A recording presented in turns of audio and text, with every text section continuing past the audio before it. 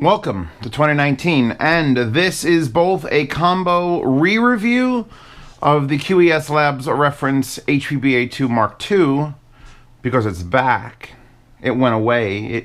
It spent 2 weeks in Italy, and I didn't. Chewbacca's here is great news. And also at the end of this, or after I'm done discussing what has been fixed on that, we're going to look at the new and improved, at least I hope you think it's improved, test bench setup. A couple things are gone, a couple things have been added. Obviously the QES Labs reference amp has been added, and I've even mounted it in the rack because I'm not worried about it bursting everything into flames because the heat issue has been solved. In fact, let's go pet the cat. What would a Z reviews be without the cat? All right, you stay here. Climb back here. Infrared thermometer. This has been running for about 2.5 hours, playing music. We look back here at the hottest part, 100 degrees Fahrenheit. That's much better. That's literally acceptable, 38 Celsius on the outside of the case. I'm sure it's probably like 120, 125 maybe on the actual diodes. But that's a legit amount of heat. It's an amplifier. It's a Class A amplifier. You're gonna puke, aren't you? Thank you. Now I'm gonna sit down with my cat now. She's gonna enjoy it. Hasn't moved yet. Hasn't moved yet. She deflated. All right. So issue 1 with the QES Labs reference was, holy crap, my house is gonna burn down. That is no longer the case. Was that it for physicality? He says he's mounting. He explained the way he's gonna mount legs from now on. So I can't show you that because I rack mounted it. When I sent it back to Italy, he did not take the remote. That does not mean he could not fix the issues. A lot of this was firmware, because there is something to update as far as firmware goes. So the one big thing I had, the biggest, oh my god, the hand-shaking this Italian thing, was don't make the 0 button maximum volume, and it doesn't anymore. Everything else still functions as it was. Half decimal increments here, 5 decimal increments here, 10 decimal increments there, and the 4 programmable keys, which currently are all set to -5, which is too loud for these headphones. That's it. So remote control, hand shaking is fixed. Mute is still stop. And the only way to get back to where you want it to be is either to click up 10s or to set a pre-programmed jump spot. Excellent. Now what? Okay. One thing that wasn't fixed is the knob is still a little bit wonky, but I take that in its stride as like an Italian pride thing. It's like, it's going to be wonky, but it's going to be attached to an amplifier that's worth more than my Corolla by a lot. Still only the 2 XLRs. There's obviously no space in this particular unit. You can customize your order and have it be the 2 balanced XLRs or a single 4-pin normal balanced. Let me put these lights on for you. Ta-da. That knob. Remember how I said it was impossible and you had to control with a preamp, right? That has also been fixed. Like the biggest issue was you couldn't wield it. You had to put it on full and never look at it and then just control it off the Army or something else. So now I'm feeding it with my Emotiva XDA2, which is an older balanced DAC, but still a very high quality balanced DAC. So that's being fed into this. This is at +6, and that's where that's going to sit. And now if we turn the knob, every click is a 0.5 decibel. Not 3 and then half and then 1.5 and then 2. Every click is accurate. And that was fixed in firmware. Also, when you're at the very bottom, which we can get to, if we play music, you can just hear it doesn't click when you go past 0 or go past a -127.5. So the whole, make it really loud, everyone, gone now. Fixed. Let's jump up by 10 increments. So these headphones like 27.5. As you turn the knob, perfectly silent incrementation up. I don't even hear like a click. I was hearing an occasional pop. If I go real fast, I might get one like pop out of it because of it switching the relays in and out. Now, buttery smooth, I had that issue where like 15.5 was louder than 16, and then 16.5, then 17. Perfect. Exactly how it should have come from the factory day one. Fixed.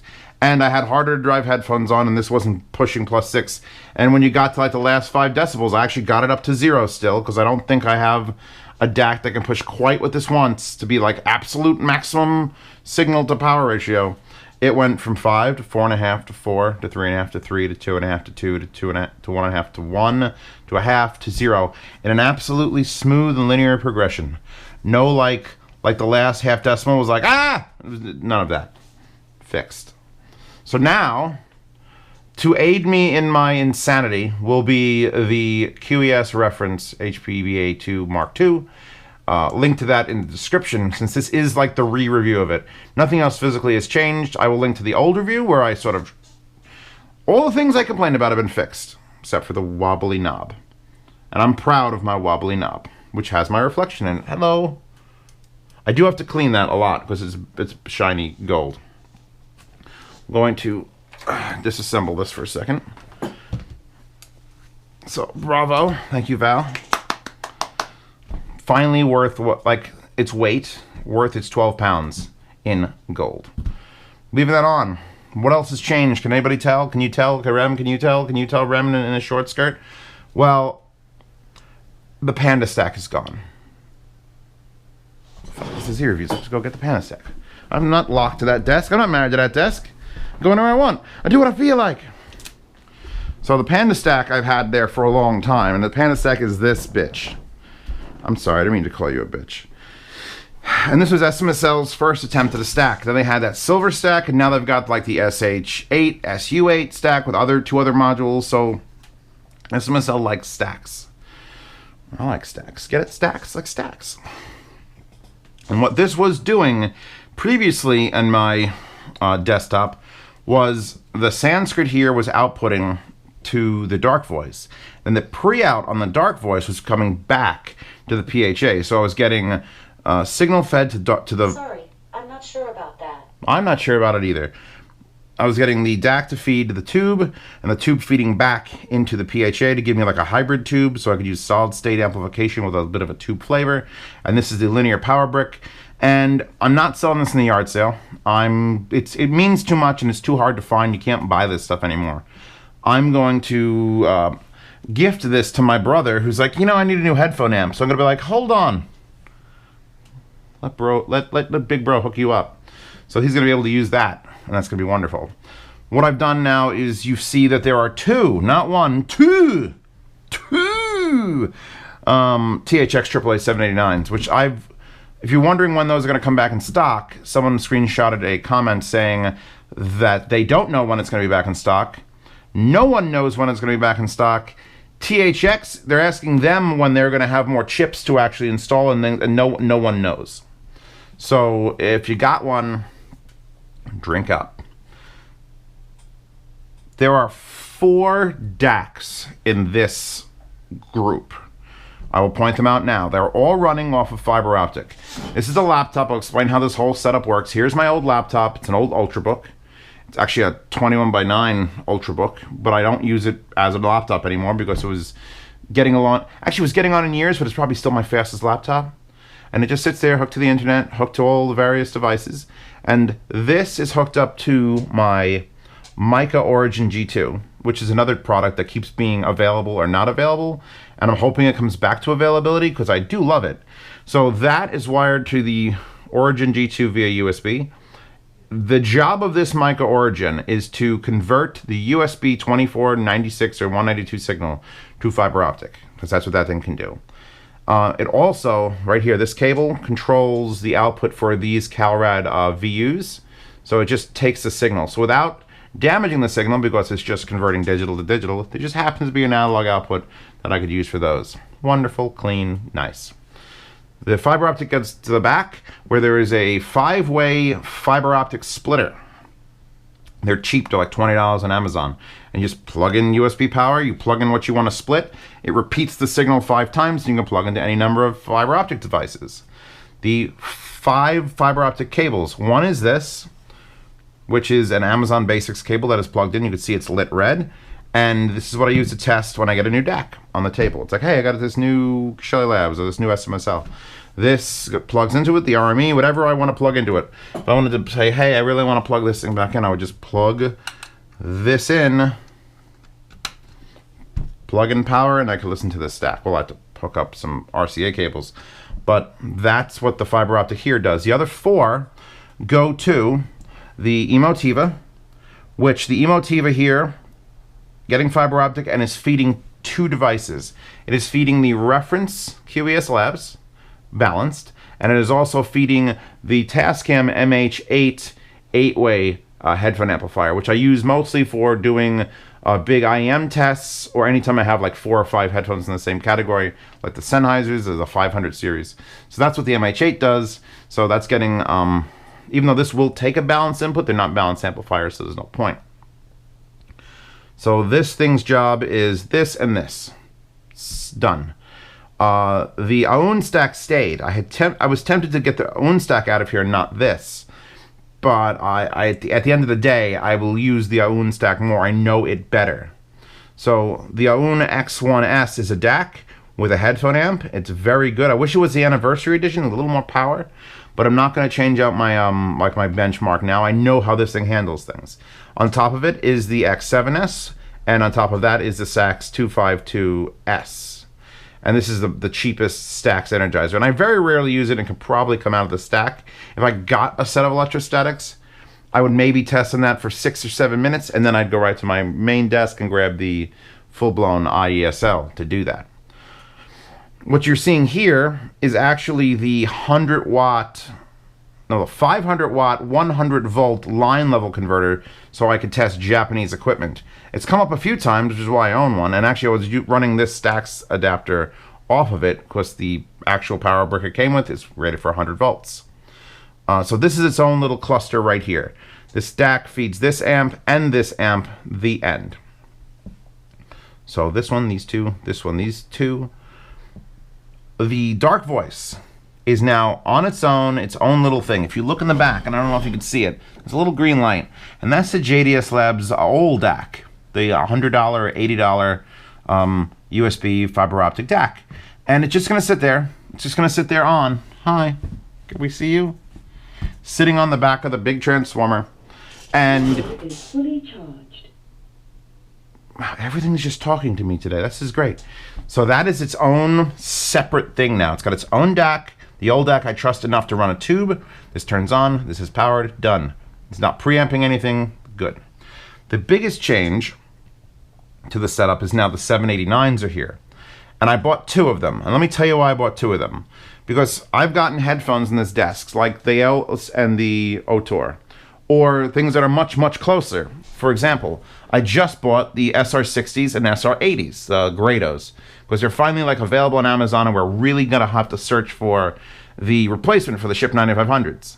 So all right, these are 80 and these are 100. Why? Why are they different? What's the different sound signature? And before I had 2 identical matching amps, I would have to either go here or here and then maybe switch them or just keep going back and forth. So now I can plug both of them in. I get both the exact identical amazing amplification, and we're sharing a DAC. In the back of this, the XLR splitters from Emotiva are being shared off of the Shelly Labs Enoch 2 Pro. I used to have the OL DAC here to feed this. Then I switched it up to the EL DAC to feed this. And now I've switched it over. I'm not going to say up, I'm going to say over to the Shelly Labs Enoch 2 Pro, because balanced for those sounds amazing, and the RCA outputs are now routing to the Emotiva BassX A100, and then the Emotiva has a pass-through, which is for these cables, which I pull out on occasion, so I'm testing just a headphone amp. I'm like, I need a DAC. Well, here you go. This is actually an adapter to turn RCA into a female 3.5mm. I don't know where I got this. If you could find one on the internet, I'd appreciate it. If I find a link in the description, then that's amazing. I found it. So yeah, this is just like, I got my fiber optic.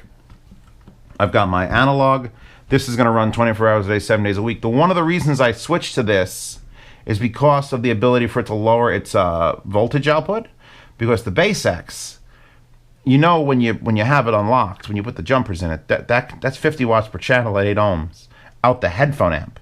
So it's nice to be able to put that into like a lower output mode, plug things in, and actually use some of the volume knob more than just like, ah. So now it's like, ah.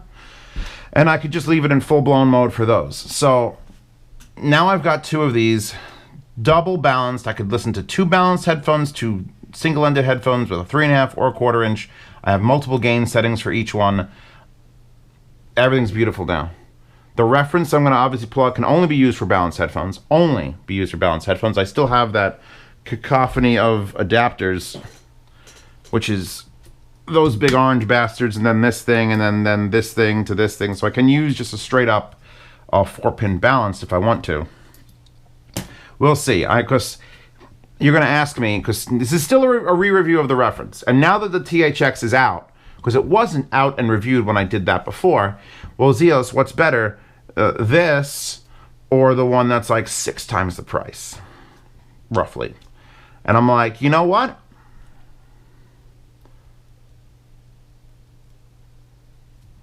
I'm glad I have both, because this is very analytical and the cleanest amplifier I've ever heard. That remains to this moment. These are the cleanest amplifiers I've ever heard. But this adds like a Class A musical warmth is all I'm going to be able to describe to you. And now that it's working, now that it's actually working and I can turn a knob and I don't feel like I'm going to die, it is a very, very enjoyable. It's one of those things that like, this is like the Zeos has made it to 2019 on YouTube. He needs a reference QES Labs amp in his thing. Just to show it off. If I was showing off to people, they would get to play between these 2 and everyone would be happy. This is a little bit limiting though, because I can't run anything single-ended. I would love to hear KSC 75s on this. KSC 75s. Link to those. Anyway, I think I've pretty much gone over everything that's changed. Oh, there's also this, which is just a power plug, and they're all plugged in through this kilowatt edge, which lets me see the wattage being drawn. And in fact, the 588 mono price is there, and that's preview. There it is, sitting there. That's drawing 1/2 watt right now. So that is what has changed. I've now added 1, 2, 3 amplifiers. I've swapped DACs again now to the Gashelli Labs over here, which will be feeding any future headphone amplifiers that come on my desk. The Dark Voice has been changed to a standalone unit with its own DAC, and everything else is peachy keen. Rem, you good? I'm good. You're cool. We're cool. Thank you. I think this video is over. If you want to join the Patreon, let me explain the Patreon, because this is like a non-video where I talked about this, but the Patreon is to support this channel. The Patreon sends things, like when I had to send this back to Italy, I was like, look, I'll send it back on my dime since you're gonna just loan it to me for the rest of my life. So that was like $170 to ship that back to Italy. So the Patreon money sort of paid for that. But the Patreon money also paid for the upgrades to the desk. These 2 things. There's no thing on that. Monoprice sent me those. I bought those. Those will be in the yard sale. 1 or 2 of those will be in the yard sale. DMS has told me he's like very interested in either the SR80 or SR60. And I'm like, damn boy, I could hook you up. So don't worry about that. All of these things that you see here, everything but those and probably the Alaras will be in a yard sale. Yard sales happen from the 1st to the 10th of the month. They're when I buy things, buy piles of things. Zeos buys piles of things. When Zeos is done with those piles of things and the reviews are out and everyone's like, yeah, woo, and then I move to the next day, they got to get the hell out of my house. So I'll put no price tag on any of these, and I'll just say, here, offer me money. If you're a patron of $5 more, you get to bid on things that I'm done with. You want me to sign it? Fine. You don't want me to sign it? Fine. You want me to rub Chewbacca on it? I will take a video. You have to be bidding a lot if I want me to rub my cat on something, but anything's possible. I'm a salesman. I'll do anything for you. Now, the other benefits of the Patreon, you get to ask me questions. If you are like $5 tier, you have to ask me on Patreon, type it out, and I will get to you eventually. It is a long list of a lot of questions, and I usually take 4 or 5 days to get back to most people. Or it gets lost because Patreon messaging system sucks, which is why the $10 tier exists, which gets you into a private Telegram chat where there's 109 people right now kicking around having a gas, looking at pictures of everything I've been doing. If you're in that Telegram chat, you are above everyone else in the entire world. You could ask me any question. If I just get an item in, You could ask me what I think about it. You don't have to wait for the review. Just jump in there. People help you out. It's actually a really nice community. It's only just started getting anime stickers, though. It's been very adult, and now it's starting to relax. Starting to, like, just breathe the Zeos-ness around. So, for $10 a month, you get into that. You get to ask me questions. I can answer them while I'm on the toilet. Or the bidet. Mostly the bidet. You also get to see these videos early. This video, probably going to skip the Patreon, because I'm not really... Usually the benefit of seeing these videos early on the Patreon is if I review something like the Geshelli Labs, that's a limited supply. That's a small company making them in small batches. And if I dump it to 15,000 people who see it in the first day, odds are, if you're one of those people, you're not going to get it. But with only like 900 people on my Patreon and like 200, maybe 50, 300 people will watch the video, those people will get first crack at buying anything I review and like. If I review something that's terrible, that doesn't matter. But if it's review something that I like, the Zeos effect is a real thing. It is a legitimate thing. I've reviewed stuff and go like, I should buy a second one of those, and I click, and it's gone. And it's my fault. 1540 peds disappeared for like 4 months. I'm sorry. Also, these, it's my fault too. Those are gone.